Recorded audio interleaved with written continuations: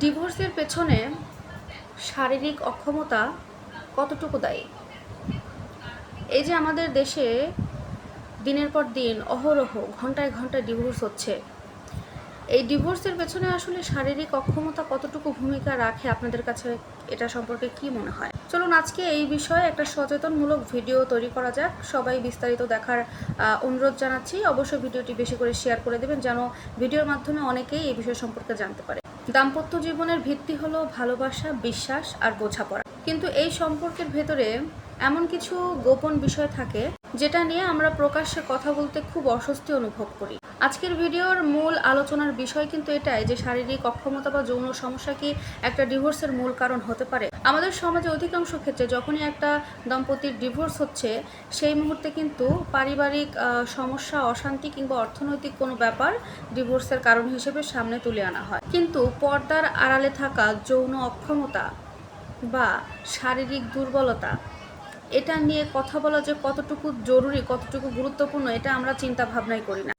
অধিকাংশ দম্পতির মধ্যেই যদি শারীরিক কোনো সমস্যা থেকে থাকে সেক্ষেত্রে তারা একে অপরের সাথে খোলামেলা কথা বলতে খুব ভয় পায়। এর ফলে মনের মধ্যে জমা হয় একটা হতাশা, আর এখান থেকে কিন্তু সম্পর্কের দূরত্ব সৃষ্টি হয়ে যায়। অনেক সময় কিন্তু কোনো একটা সঙ্গী, স্ত্রী অথবা স্বামী, যে কোনো একজন মনে করতে পারে যে অন্য কাউকে হয়তো বা সে পছন্দ করে বা অন্য কাউকে সময় দিচ্ছে, যার কারণে সে আমার সাথে এই বিষয়টিতে আগ্রহী নয়। এতে করে কি হয়, একটা দম্পতির মধ্যে আত্মবিশ্বাসের সংকট তৈরি হয়।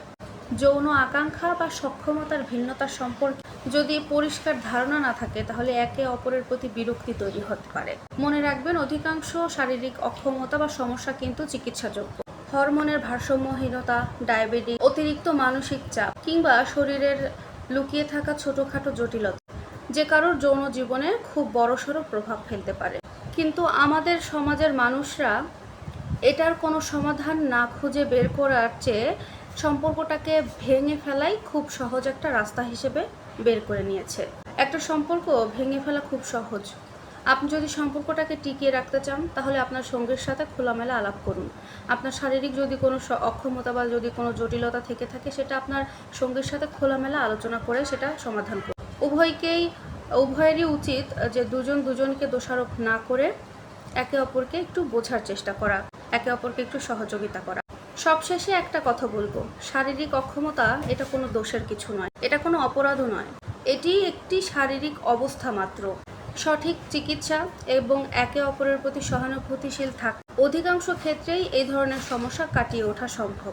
যে কোনো সম্পর্ক ভাঙার চেয়ে সেটাকে সমাধান খুঁজে বের করে সম্পর্ক টিকিয়ে রাখার চেষ্টা করাটাই কিন্তু একটা পরিপক্কতার লক্ষ্য। আপনার সুস্থ এবং সুখী দাম্পত্যের জন্য শুভকামনা রইল।